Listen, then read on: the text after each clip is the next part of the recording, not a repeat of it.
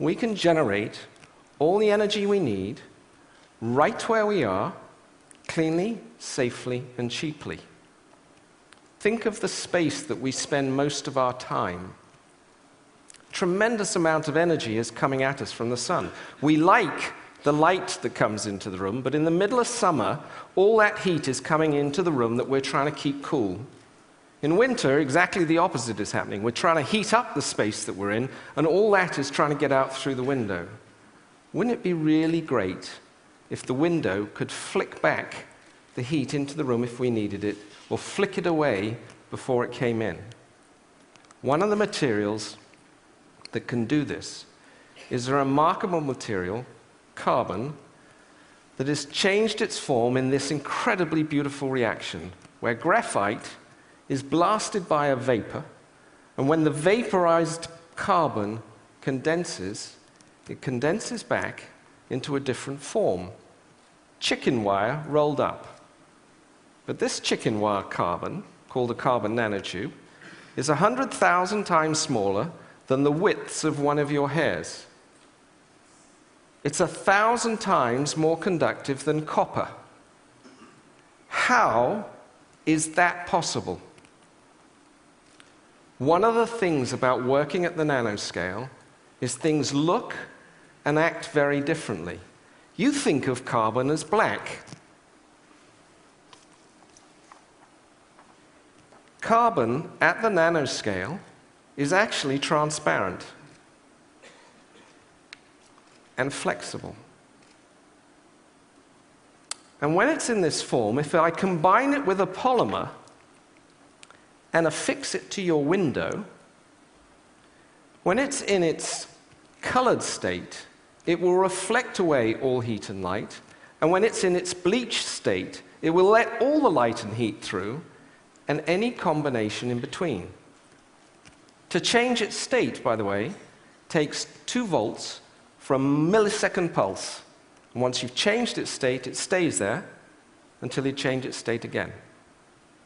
As we were working on this incredible discovery at University of Florida, we were told to go down the corridor to visit another scientist. And he was working on a pretty incredible thing. Imagine if we didn't have to rely on artificial lighting to get round at night. We'd have to see at night, right? This lets you do it. It's a nanomaterial, 2 nanomaterials, a detector and an imager. The total width of it is 600 times smaller than the width of a decimal place. And it takes all the infrared available at night, converts it into an electron with a space of 2 small films, and is enabling you to play an image which you can see through. I'm going to show to TEDsters the first time this operating. Firstly, I'm going to show you the transparency. Transparency is key.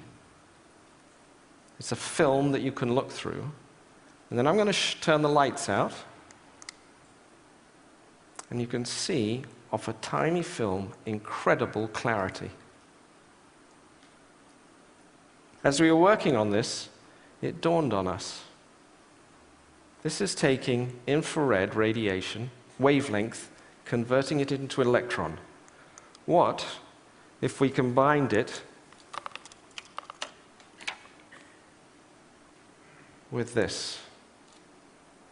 Suddenly, you've converted energy into an electron on a plastic surface that you can stick on your window. But because it's flexible, it can be on any surface whatsoever. The power plant of tomorrow is no power plant. We talked about generating and using. We want to talk about storing energy. And unfortunately, the best thing we've got going is something that was developed in France 150 years ago, the lead-acid battery. In terms of dollars per watt stored, it's simply the best.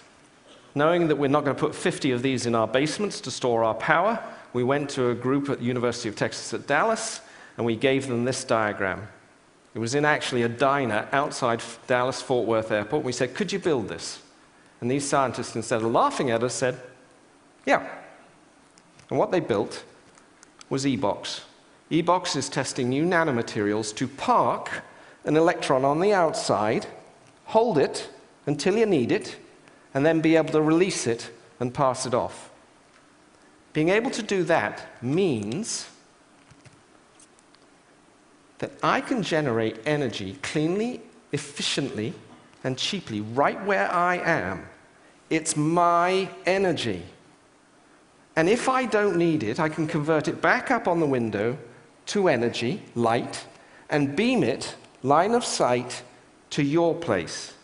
And for that, I do not need an electric grid between us. The grid of tomorrow is no grid.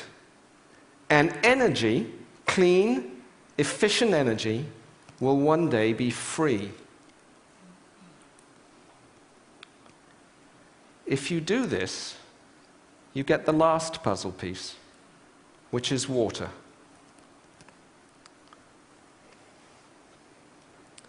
Each of us, every day, need just 8 glasses of this, because we're human. When we run out of water, as we are in some parts of the world, and soon to be in other parts of the world, we're going to have to get this from the sea. And that's going to require us to build desalination plants. $19 trillion is what we're going to have to spend. These also require tremendous amounts of energy. In fact, it's going to require twice the world's supply of oil to run the pumps to generate the water. We're simply not going to do that. But in a world where energy is freed and transmittable, easily and cheaply, we can take any water wherever we are and turn it into whatever we need. I'm glad to be working with incredibly brilliant and kind scientists, no kinder than many of the people in the world, but they have a magic look at the world. And I'm glad to see their discoveries coming out of the lab and into the world. It's been a long time in coming for me. 18 years ago, I saw a photograph in the paper. It was taken by Kevin Carter, who went to the Sudan to document their famine there. I've carried this photograph with me every day since then. It's a picture of a little girl dying of thirst.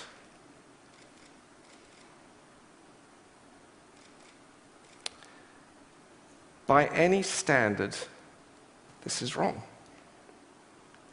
It's just wrong.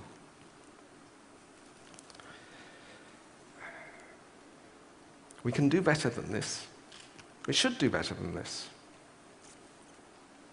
And whenever I go round to somebody who says, you know what, you're working on something that's too difficult, it'll never happen. You don't have enough money. You don't have enough time. There's something much more interesting around the corner. I say, try saying that to her. That's what I say in my mind. And I just say, thank you, and I go on to the next one. This is why we have to solve our problems. And I know the answer as to how is to be able to get exquisite control over a building block of nature, stuff of life, the simple electron. Thank you.